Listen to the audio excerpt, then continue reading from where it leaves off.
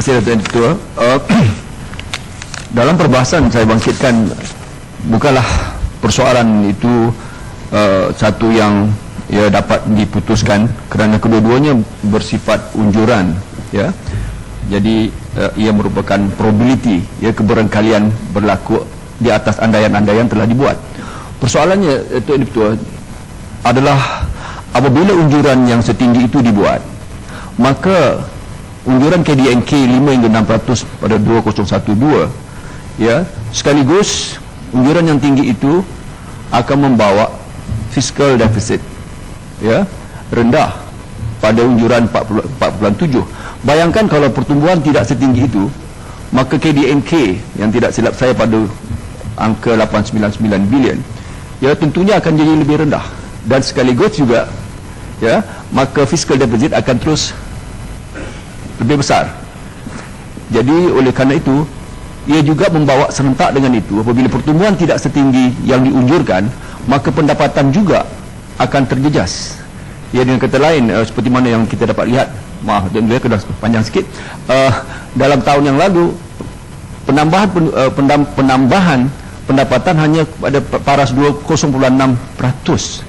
Jadi kesemua ini meletakkan kami di sebelah sini, ya, bimbang kerana kalau unjuran makroekonomik itu terlalu optimistik seperti yang disebut oleh CIMB, ya, disebut oleh Maybank Investment, ya, Affin, Merrill Lynch dan semuanya, ia akan meletakkan persoalan fiskal deficit, ya, persoalan-persoalan yang termasuk juga hutang, ya, Menteri, ya. Jadi kesemua ini yang meletakkan kami bimbang, bukan untuk mempertikaikan ataupun to run down the numbers, macroeconomic numbers yang diunjurkan oleh pihak kementerian, tetapi meletakkan kebimbangan itu pada tempat yang sesuainya. Terima kasih Datuk Ketua.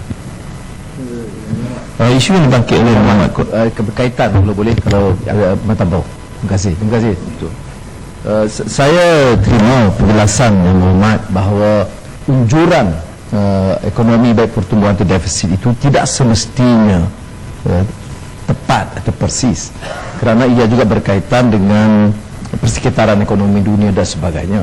Tapi yang saya bangkitkan ialah bahawa unjuran itu harus realistik, ya. Unjuran pertumbuhan disentuh oleh rakan-rakan saya tadi, iaitu lari jauh daripada unjuran yang dianggap munasabah dalam pertimbangan dan perkiraan secara objektif berdasarkan angka-angka yang kukuh oleh badan-badan lain.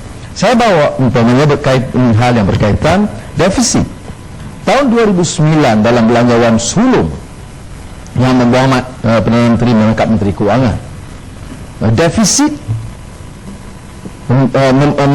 beliau berjanji memastikan belanjawan defisit tidak akan melebihi 3.5%.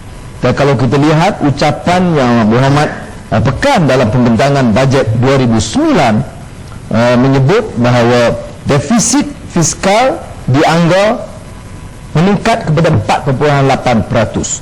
Walau bagaimanapun, ini ingat, saya petik ucapan dia, kerajaan percaya defisit fiskal yang tinggi ini merupakan keperluan one-off, dan kerajaan committed untuk mengurangkan defisit fiskal kepada 3.6% pada tahun 2009. Ini yang saya sebut angka dan unjuran yang kurang bertanggungjawab, kerana ia menyeluruhkan dewan, menyeluruhkan rakyat dan negara. Dan defisit yang sebenar berlaku berapa? 2009 7.4%, 2010 5.6%, 2011 5.4%, dan unjuran berikutnya 4.7%. Dan ini ada kaitan lain dengan hasil hutang negara yang mungkin saya akan bangkitkan dalam peringkat jadualkuasa esok.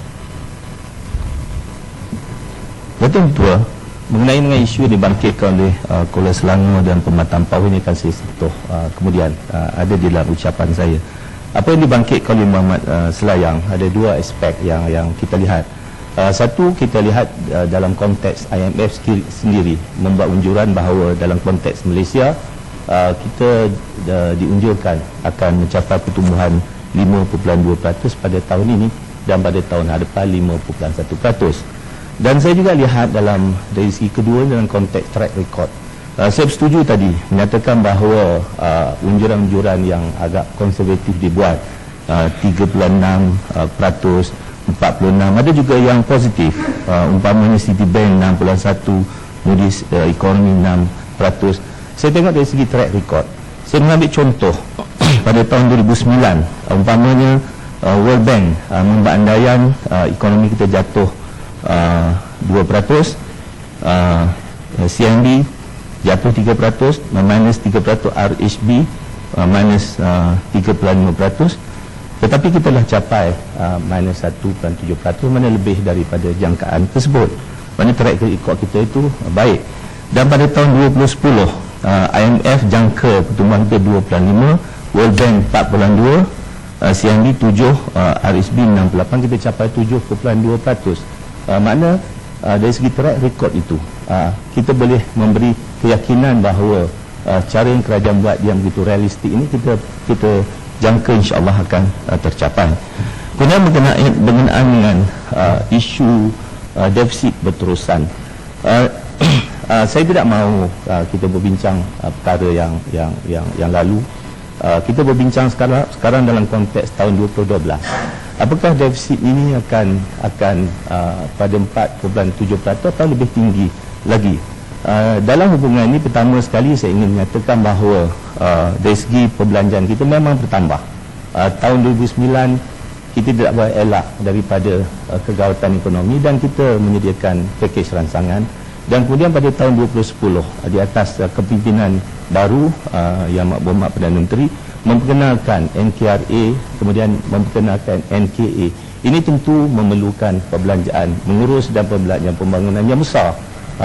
Itu sebab kita lihat bahawa defisit kita tidak turun begitu mendadak. Tetapi dari segi perancangan kita, kita katakan pada tahun sudah kita mau capai 5.7%, kita telah capai.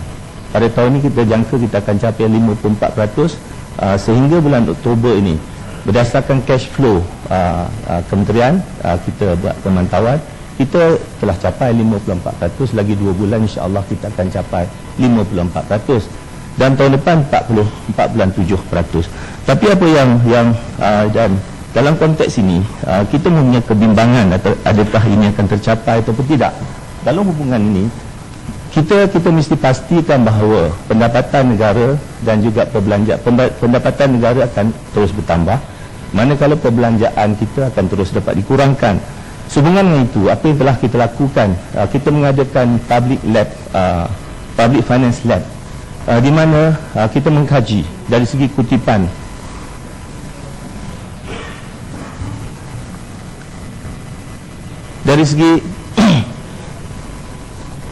dari segi kutipan cukai kita, di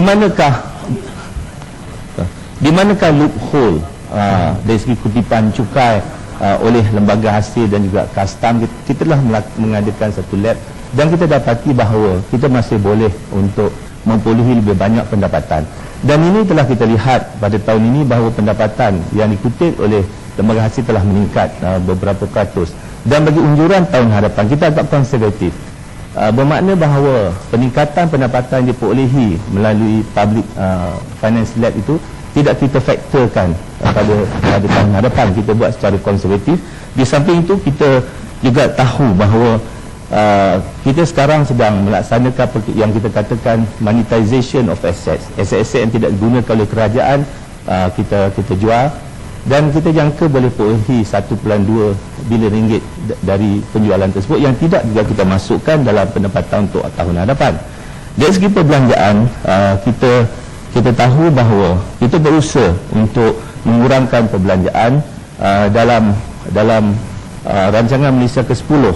Kita menyediakan rolling plan, kerana bila kita lihat kita mengadakan satu perancangan selama 5 tahun, kita tidak dapat ubah angka-angka walaupun berlaku perubahan dari segi environment, tempatan ataupun dunia. Kita mengadakan rolling plan. Dengan itu setiap 2 tahun kita boleh buat review dan memperkenalkan projek-projek baru untuk dilaksanakan.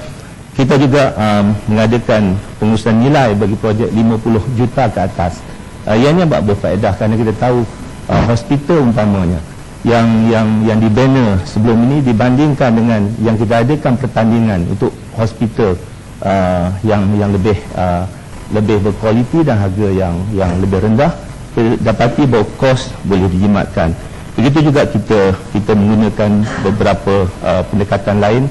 Tahun hadapan ini kita perkenalkan outcome based budget meliputi 6 kementerian, dan sekarang ini pihak Bank Dunia sedang membuat kajian ke atas perbelanjaan awam dengan izin Public Expenditure Review melibatkan 5 kementerian.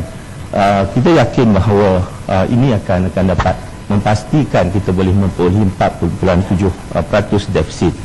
Kemudian pertanyaan mengenai dengan apakah kita akan meningkatkan hutang kita kepada lebih 55%. Kita berpegang kepada Akta Pinjaman Tempatan 1999 dan Akta Pendanaan 1983.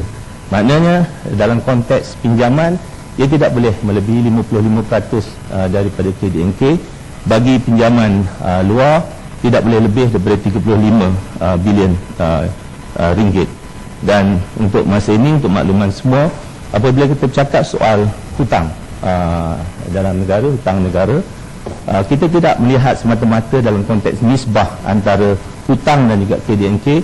Kita juga melihat dari segi kedudukan bayaran khidmat hutang berbanding hasil kerajaan pada masa ini adalah 10.1%, berbanding dengan prudent levelnya maksimum adalah 15%. Manakala dengan izin debt servicing ratio untuk external debt kita adalah 0.2% pada tahun 2012.